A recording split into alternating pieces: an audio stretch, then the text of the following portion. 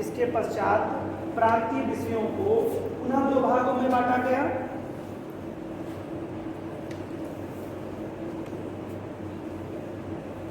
एक था सुरक्षित विषय,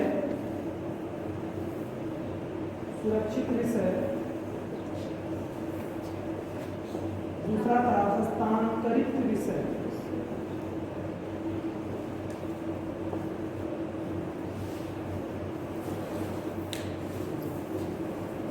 सुरक्षित विषय को इंग्लिश में कहेंगे रिजर्व सब्जेक्ट्स,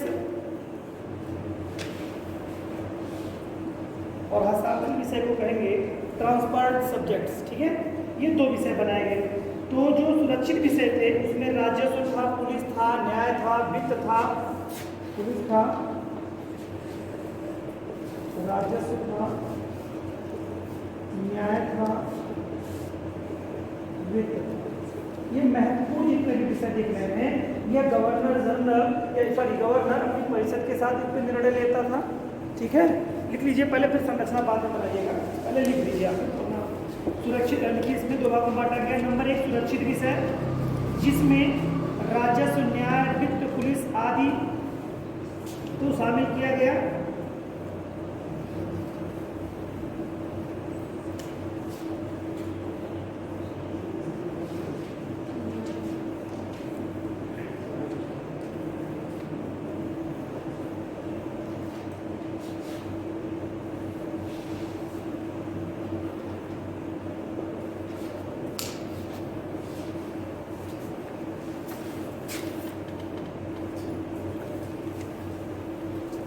देखिए बेटा, इसमें क्या किया गया कि दो चीजों में बांटा गया है। आपने सुरक्षित विषयों को और हस्तांतरित विषयों को गवर्नर की दो भागों में बांट दिया। ठीक है, राज्यों के विषय के बारे में बात कराएंगे, प्रांतों के विषयों को दो में बांटा गया। एक सुरक्षित विषय किए गए, दूसरे हस्तांतरित विषय किए।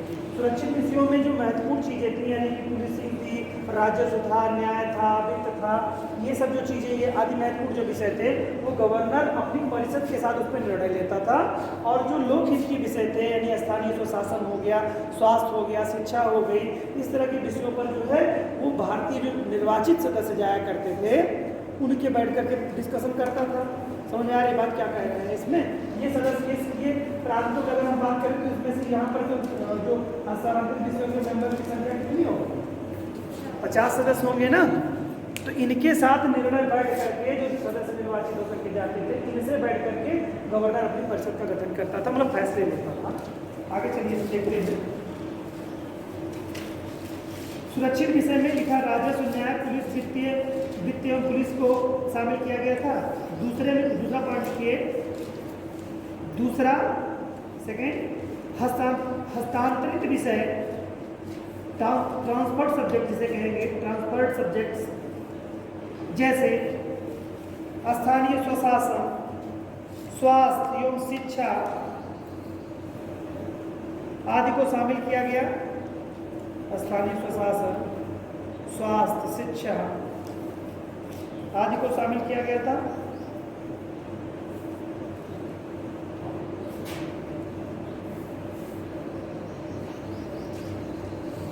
चेंज करके लिखिए, सुरक्षित विषयों का शासन, सुरक्षित विषयों का शासन गवर्नर अपनी परिषद के साथ, सुरक्षित विषयों का प्रशासन गवर्नर अपनी परिषद के साथ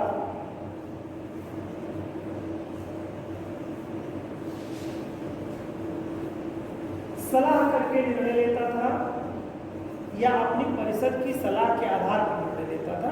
सेंटेंस ऐसे भी लिख सकते हैं।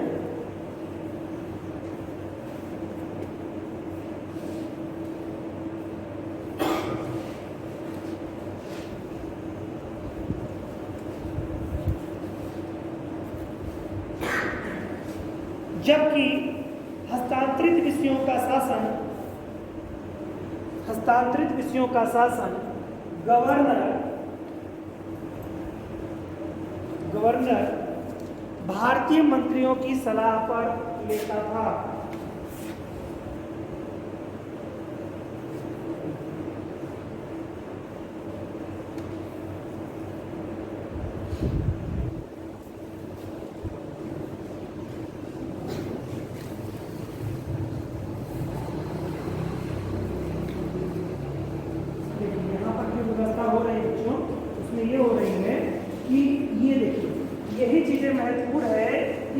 राज्यों में द्वैध शासन की व्यवस्था जो की जा रही है, यानी राज्य में दो तरह के शासन, यानी कि भारतीय जनता पर दो तरह के लोगों का शासन हो गया। कैसे दो तरह?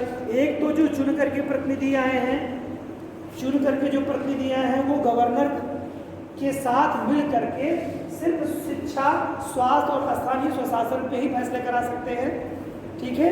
फिर वही जनता के लिए अगर कोई राजस्व से संबंधित, वित्त से संबंधित, न्याय से संबंधित, पुलिस से संबंधित कोई नियम कानून बनाना होगा तो गवर्नर अपनी परिषद के साथ उस पर निर्णय लेगा। समझ रहे हैं ना?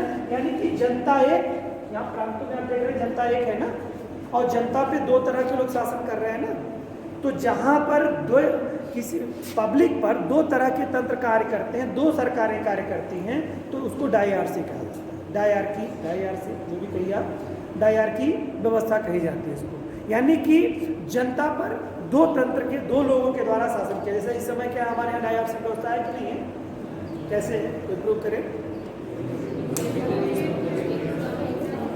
एक तो स्टेट गवर्नमेंट है, दूसरी सेंट्रल गवर्नमेंट है, दोनों हमारे लिए कानून बनाती हैं।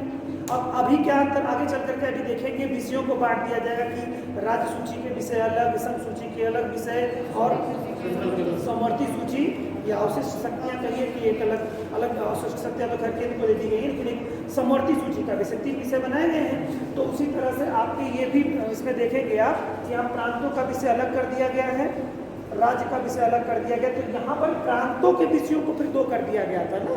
जैसे प्रांतीय के विषय देखिए दो हो गए कि नहीं हो गए, यानी कि पुलिसिंग, राजस्व, न्याय और वित्त एक अलग विषय हो गया, मतलब दूसरा निकाय देख रहा है। और फिर क्या हो रहा है, स्थानीय स्वशासन, स्वास्थ्य और शिक्षा का जो विषय है वह दूसरी निकाय देख रही है। यानी कि जो भारत के मेंबर से निर्वाचित होकर के मंत्री जाते थे, गवर्नर जनरल के साथ, गवर्नर जो है उनके साथ बैठ करके निर्णय, उन फैसलों पर निर्णय किया करता था। तो यही जो व्यवस्था है वो डायआरकी व्यवस्था कहलाती है, ठीक है। फिर यही व्यवस्था हट करके यही 1935 के अधिनियम में आप देखेंगे तो यह केंद्र में चली आएगी। फिर राज्यों को क्या स्वतंत्र निकाय, यानी कि राज्य का गवर्नर होगा। देखिए अगर 1935 के अधिनियम में क्या किया जाएगा, ये जो सुरक्षित विषय और हस्तांतरित विषय हैं इनको समाप्त कर दिया जाएगा।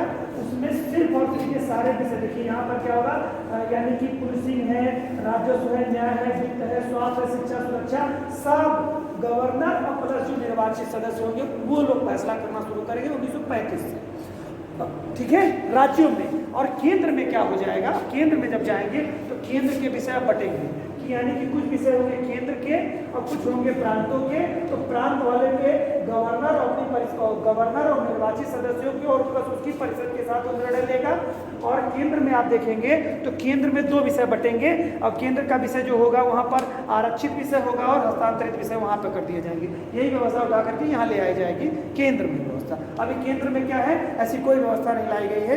वहाँ पर केंद्र के जो विषय हैं उन पर यही सदन अपना निर्णय ले रहा है। क्योंकि देखिए केंद्रीय विषय पे जो निर्णय लेने की इकाई इस समय ये है ना, अभी ये केंद्रीय विषय पे निर्णय लेने की इकाई यही तो है भाई। फिर राज्यों का जो विषय है उस पर निर्णय लेने की दो इकाइयाँ होंगी। राज्यों के जो विषय है उस पर निर्णय लेने की दो इकाइयाँ होंगी, एक तो गवर्नर और प्लस उसकी परिषद के द्वारा जो महत्वपूर्ण विषय हैं, पुलिसिंग है, न्याय है ना, राजस्व है, इस पर निर्णय ले रहा है। और दूसरा जो भारतीय निर्वाचित मंत्री आते थे उनके साथ निर्णय गवर्नर अपनी परिषद पर ले रहा है, जो है स्वास्थ्य, सुरक्षा, स्वास्थ्य है, स्थानीय स्वशासन है, इन पर जो है निर्णय ले रहा है, ठीक है। तो समझ में आ रही बात। तो फिर यही चल करके आगे यहाँ पर ये चीज़ें आ जाएंगी 1935 के दिन, नोट कर लीजिए आगे। तो समझ में आया बच्चों।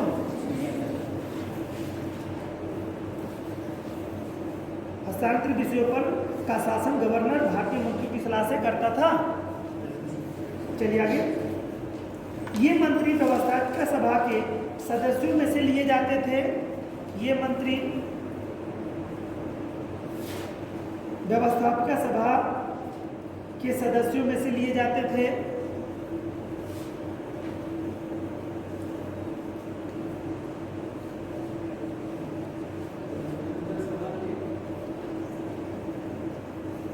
इनसे आशा की जाती थी कि वे,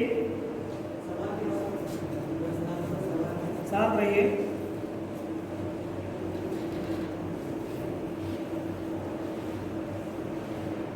इनसे आशा की जाती थी कि वे उसी के प्रति उत्तरदायी भी होंगे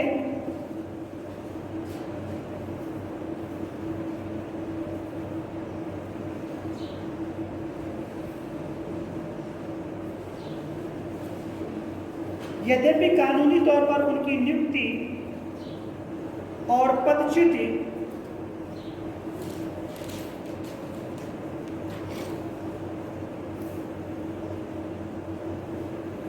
का अधिकार गवर्नर का था,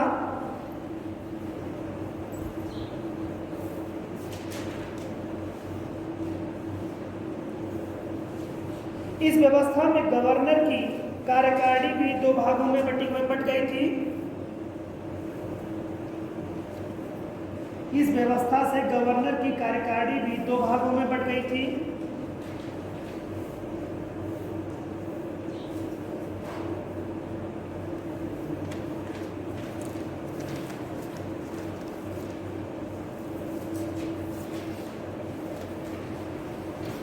पहली थी गवर्नर और उसकी परिषद, और दूसरी थी गवर्नर और भारतीय मंत्री।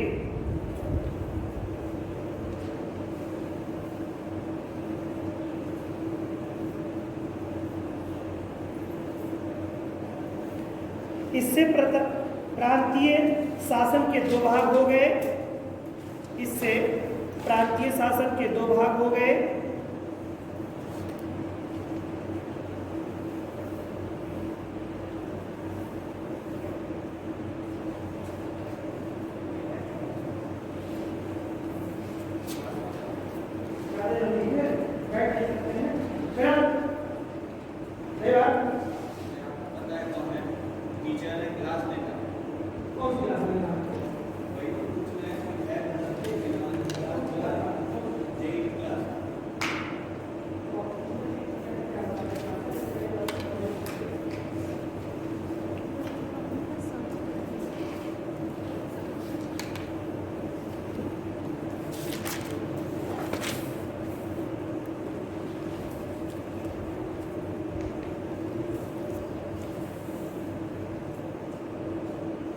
इससे प्रांतीय शासन के दो भाग हो गए थे। पहला शासन का वह भाग जिसके अधिकार में सुरक्षित विषय थे,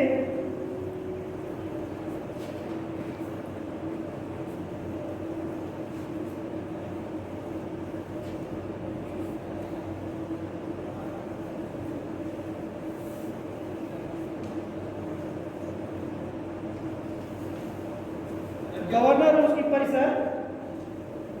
नाम क्या? विवेक सर।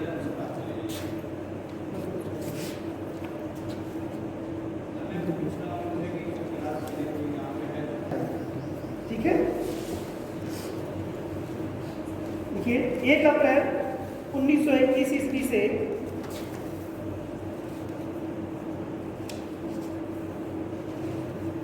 1 अप्रैल 1921 से द्वैध शासन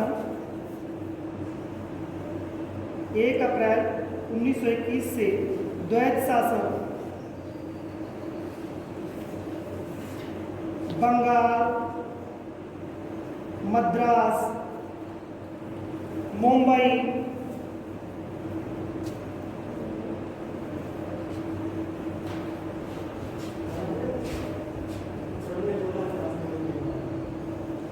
आपने बताया सबको।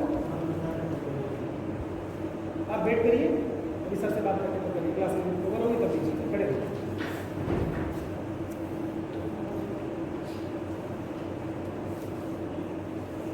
एक अप्रैल 1921 ईस्वी से द्वैध शासन बंगाल, मद्रास, बंबई, उत्तर प्रदेश, पंजाब, बिहार, ओडिशा, मध्य प्रदेश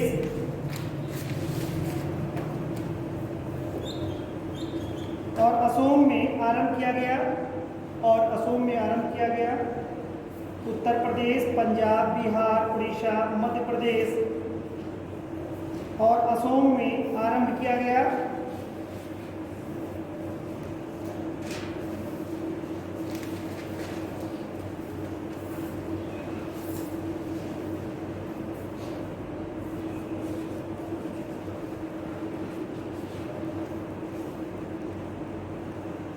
तथा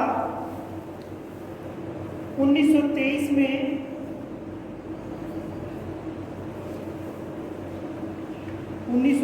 में वर्मा विधान परिषद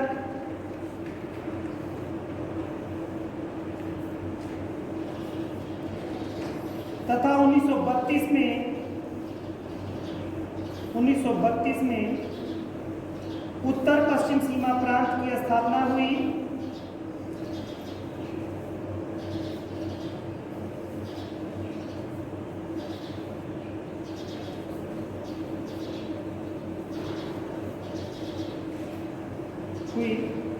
तब उसे भी द्वैत शासन में शामिल कर लिया गया।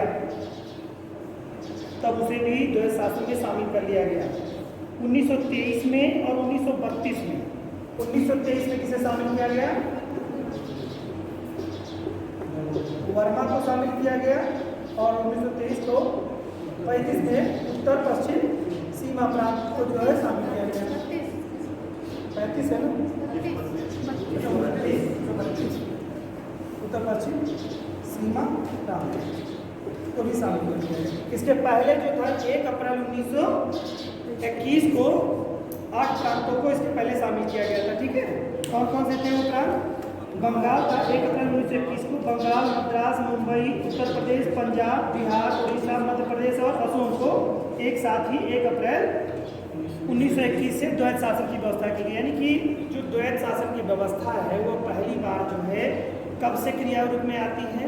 1 अप्रैल 1921 से पहली बार क्रिया में आती है। ठीक है, और उसके बाद से क्या स्थिति बनती है? 2 और प्रांत आपके बनते हैं। 1923 में बर्मा को और 1932 में क्या हो जाता है? उत्तर पश्चिम प्रांत को इसमें शामिल कर लिया जाता है। ठीक है, ठीक है, कुछ और पॉइंट थोड़ा लिखिए। द्वैत शासन के जन्मदाता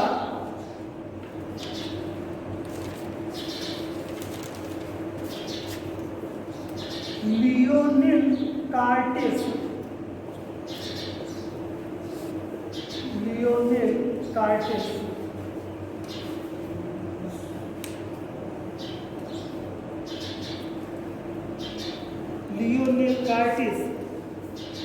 थे।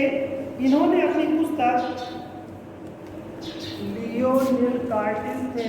अपनी पुस्तक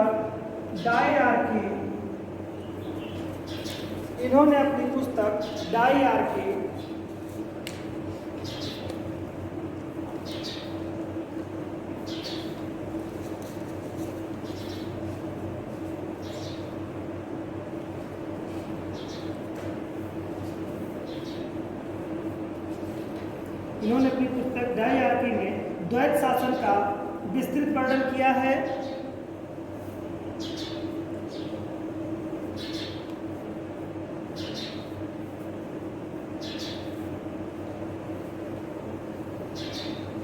इसी अधिनियम के द्वारा भारत में एक लोक सेवा आयोग का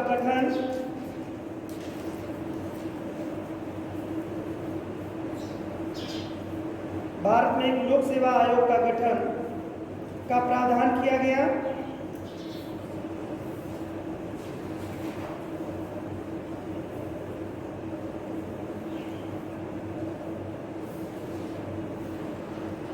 तथा भारत सचिव को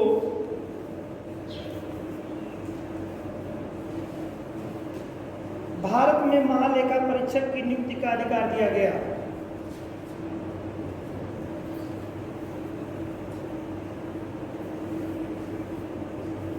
भारत सचिव को भारत में महालेखा परीक्षक की नियुक्ति का अधिकार दिया गया।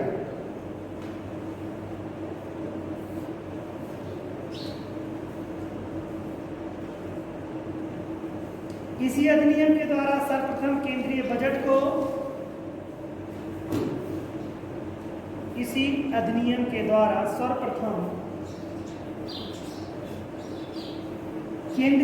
को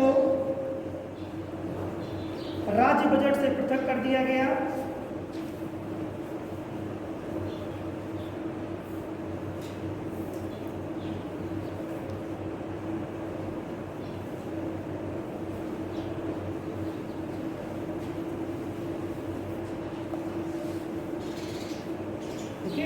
यहीं पर बेटा जो है केंद्र का बजट और राज्य का बजट जो है दोनों क्या कर दिए गए 1919 के अधिनियम से पृथक कर दिए गए। एक एक पॉइंट को आप लोग बारीकी से थोड़ा सा कूल माइंड होकर के देखिएगा तो आपको बहुत सारी चीज़ें जो भारत में वर्तमान समय में दिखती हैं, जैसे अभी क्या है राज्यों का बजट केंद्र का बजट क्या है, दोनों का अलग अलग है ना, तो दोनों जिस तरह से व्यवस्था कर रही है तो ये कहाँ से देख करके आ रहा है। अगर मान लो पूछ लेता है कोई प्रश्न ऐसे आता है कि केंद्रीय बजट और राज्य बजट को जो वर्तमान समय में भिन्न है वो किस अधिनियम एक्ट के तहत आता है, तो मोस्टली आप लोग का ध्यान 1935 पे जाएगा क्योंकि ऑलमोस्ट चीज़ें 1935 के अधिनियम से ही ली गई हैं। तो ये ध्यान में आपको रहना चाहिए कि कौन सा प्रश्न कहाँ से आयोग उठा लेगा, इसकी कोई मतलब संभावना अलग अलग भिन्न भिन्न होती है कि तो संभावनाओं का ध्यान रखेंगे। साथ ही इधर के सारे एक्ट इधर के सारे जो पॉइंट्स आप लोग पढ़ रहे हैं काफ़ी आपके लिए उपयोगी हैं और ये परीक्षाओं में आपके पास ऐसे बने हैं। ठीक है, केंद्रीय बजट और राज्य बजट को पृथक कर दिया गया। आगे है बच्चों अगला पॉइंट, प्रत्यक्ष निर्वाचन के लिए पहली बार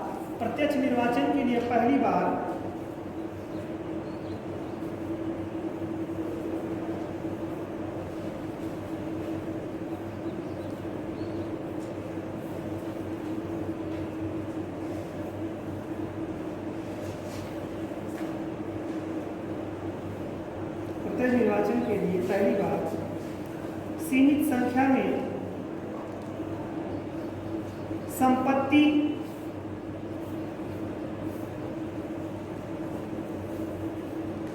कर को आधार बनाया गया, संपत्ति कर को आधार बनाया गया।